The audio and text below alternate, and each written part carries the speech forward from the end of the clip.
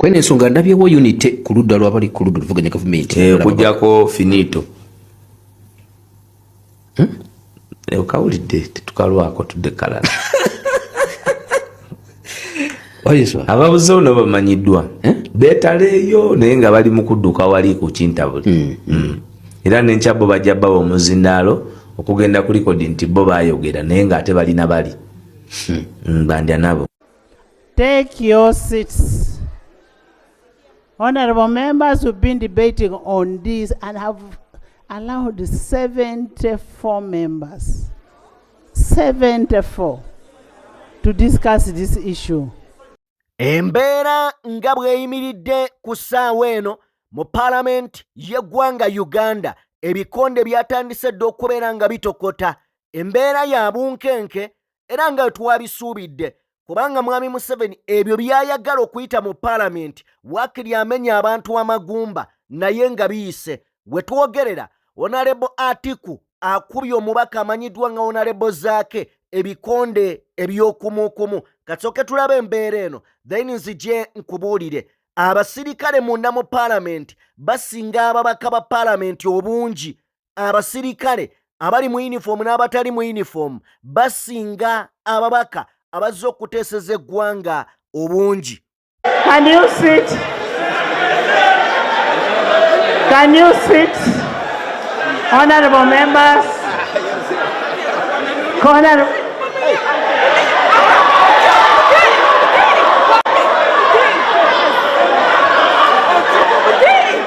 Embeera bweto bweri ya bunkenke ddala mu Parliament y'eggwanga Uganda. Njagala kusooka kubeera nga nkuzaayo nga sinnaba kuba nga nkuwa eby'omubaka Ibrahim Ssemujju Nganda naye atabukidde Speaker wa Parliament. Tuddeyoko tutunuulire. Emirundi gyonna mwami Museveni w'abadde ayagala ekintu ekimufevalinga era nga kikye ng'omuntu abadde alumya ababaka ba Parliament naddala ku ludda oluwabula gavumenti.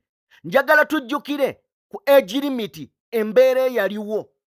Embeera yatuusa n'ababaka abamu okubeera ng'emigongo leero giri mu byuma. Ababaka abamu ne batwalibwa e India okubeera nga bajjanjabibwa obuvune bwe baali bafunye. Tujjukire ku nsonga ya term limit. Mwami Museveni obusungu bwe yateekawo kyamutwalira n'obudde okusituka ye kennyini n'ajja mu Parliament alabe embuzi ze eza NRM oba zina bye zisobola okukyusa. Ne ku luno olunaku olwaleero wakati mu kubeera nga bannayuganda ba MP abava ku ludda oluwabula gavumenti bayimiridde bagamba emmwanyi mugiveeko ey'abannayuganda.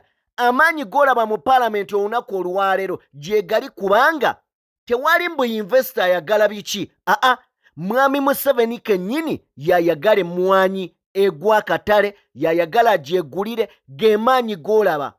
Kyova olaba yali abalimbye najjano ne mbagamba ti mwami Museveni yalaba ebintu bino bitandise okusajjuka n'abagamba kale tuyimirizeemu ensonga eno tugyongereyo emyaka 3. Ne wajjawo ogusajja gwa Bedi Bwanika ne gugamba mbu emyaka 5. Nenzijano ne mbagamba nti kino mwami Museveni kyali mukola abala kalulu kajja ayagadde aleme ebbanyiiza mu mulonde bwe tuva mu kalulu adde akole byayagala. Abamu kummwe temwasobola kubeera nga mututegeera oba temwasobola kubeera nga muntegeera. Okutuuka ababaka we baataddewo embeera mwami Museveni ensonyi n'azinaaba ku maaso n'akala n'agamba kakati n'akalembereza k'emyaka 3 gye nali mbawadde kakati tegiriiwo. Ekyaddiridde kwabadde kuyita ababaka be ne baminisita be mu lusirika olwabadde ekisozi. Ampuliriza gye baasaliddewo ne bagamba ekijja kijje emmwanyi ekyusibwe. Ekijja kijje emmwanyi ekyusibwe. Mwami Museveni yabafalaasidde ababaka abali mu NRM n'abagamba ekyo kyenjagala. Saagala afuguma, saagala ddamu. Naawo embeera gye tulaba kino kikulage gwe munnayuganda nti mwami Museveni ye muntu atayagala munnayuganda abeeko akalungi katuukako. kyova olaba vanira baakunga abantu balime vanira, abantu ne batema ebitooke, abantu ne batema emmwanyi ne balima vanira. Vanira abantu bwe batandika okufuna ssente nga banoga nsimbi ku nsimbi, abasajja ne bamusuula ebbeeyi. Vanira tagwangako bbeeyi katale ka nsi yonna, buli lunaku ayongera kulinnya. Ne wano ewaka e Uganda baamunaabuula, abantu batemye ebitooke, batemye biki, bataddewo vanira ne bamusuula ebbeeyi. Leero abantu vanira bamugye mu nnimiro zaabwe olw'ebbeeyi eyagwa, bazzeeyo balime emmwanyi yaabwe. Emmwanyi abantu batandise okufuna kiralu. Mwami Museveni agamba bagenda kugaggawala, ate tubaagala baavu, tubaagala baavu. Njagala kutegeeza gwampuliriza, ngenda kujja nkuwe akaboozi aka Adolf Hitler ne katusooke tuve mu bigambo bya Ibrahim Ssemujju Nganda bw'ategeezezza Speaker wa Parliament n'amugamba nti bino bye tulaba twali tubirabyeko, amagye gafulume. Omubaka Ibrahim Ssemujju Nganda agamba nti nno amagye agali munda mu Parliament gasinga n'abantu oba babaka ba Parliament. Just imagine, ababaka ba Parliament bali 529. Ne kakati Ibrahim Ssemujju Nganda bw'aba kugamba nti abasirikale abali munda basinga ababaka, kitegeeza ojja kwesanga nga bataddewo olukumi lw'abasirikale. Bataddewo abasirikale abali mu 1,000. Mpuliriza, Ibrahim Ssemujju Nganda agenze mu maaso n'okutegeeza sipiika nti bwe babadde bajja nga bali bayingira Parliament, babaaza ne babafulumya n'amamotoka gaabwe. Kino gwe munnayuganda kikulage ki? Tusooke tuzanye akatambi kano aka Ibrahim Ssemujju Nganda. Yes, Honorable Minister. Tebandike sit. Tebandike. Right, Honorable Speaker. Right, Honorable Speaker and Honorable colleagues. I'd like to move. Yes, there's a procedural matter from...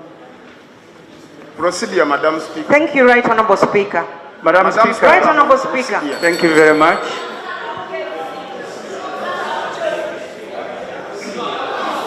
Yes. I am raising a matter of privilege.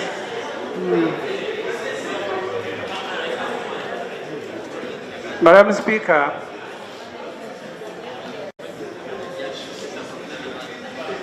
I have been here for a while now. We have been subjected to humiliation by security as we are coming to Parliament this morning. And this is not affecting only Honorable opposition MPs. members, listen. We were removed from our vehicles. We are being stopped from parking. There are ununiformed security personnel in Parliament who are more than the 530 MPs.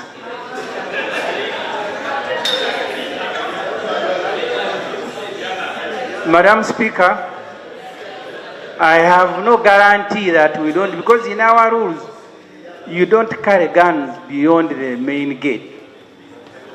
I am not certain that there are no guns inside this building. And I am raising this because some of us have fallen victims before, including, by the way, NRM MPs. Some of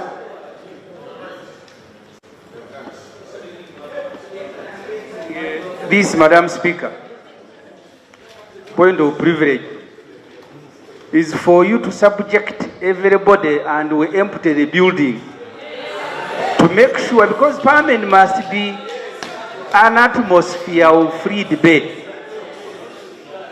The way we came in and the angry faces, you see, people who kidnapped us came from here. We need to inspect all these rooms surrounding the chambers to be sure that an atmosphere, free atmosphere for us to have a debate exists. Madam Speaker, that's the point I wanted to raise. Honorable members.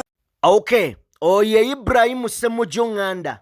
Mpuliriza munnayuganda, wenna gy'osinzira okubeera nga otugoberera.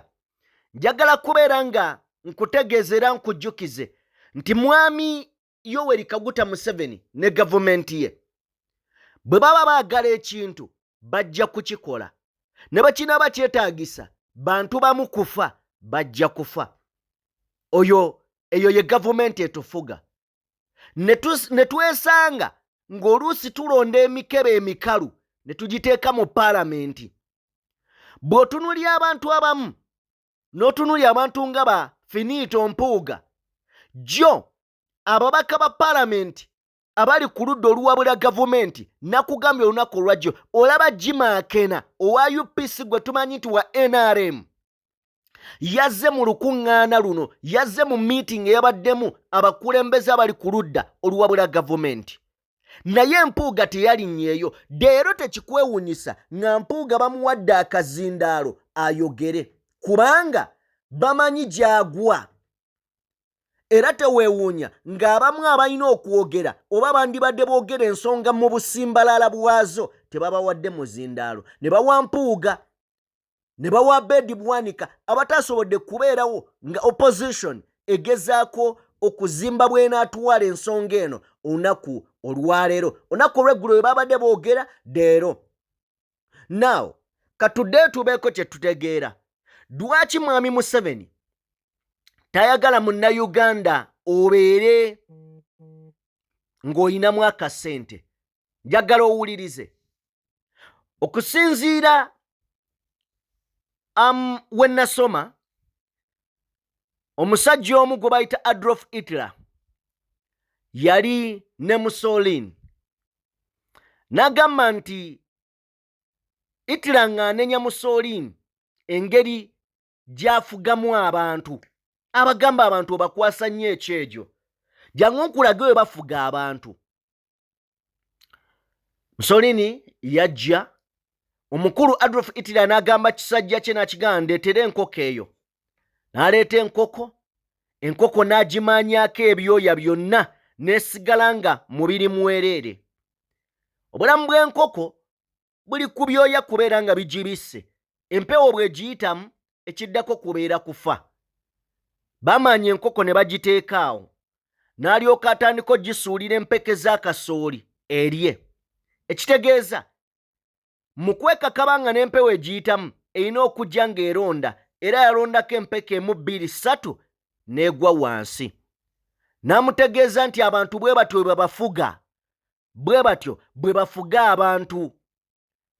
Omuntu oyina okumulekera ekirowoozo nti gwasembayo mu bulamu n'obulamu bwe gw'obulina. Mwami Museveni awo waatuwagala. Tulina kubeera baavu emponga byoya.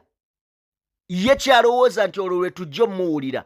Naye erabira nti nno omuntu bwe yeekyawa asobola okukola ekyo ekisukka n'amaanyi ge we gakoma.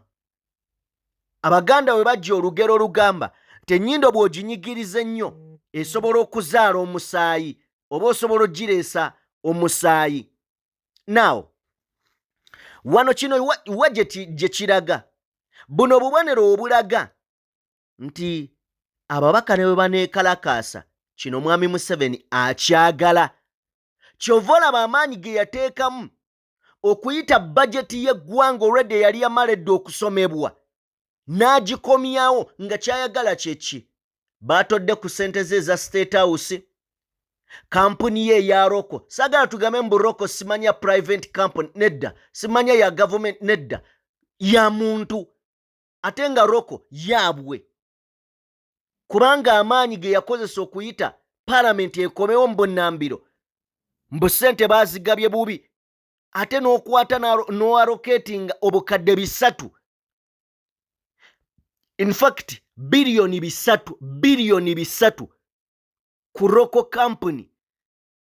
Weewuunya. So, bingi ngenda beera nga mbikutuusaako, weekuumireko. Ngenda kubeera nga nkuwa Parliament nga bwegenda okutambula olunaku olwaleero, osobole okubeera nga omanya ebigenda mu maaso. Wabula just no nti Mwami Museveni yayise ababaka ba NRM wali ekisozi n'abafaraasira. Aba opposition bagamba kino tuteekeddwa okulwana paka kugumba. Naye katulinde gye kiggweera. Njagala kubeera nga nkukomya wano, then nkomewo n'amawulire amalala mangi. Waliwo omusirikale akubye banne amasasi kanzije nabyo.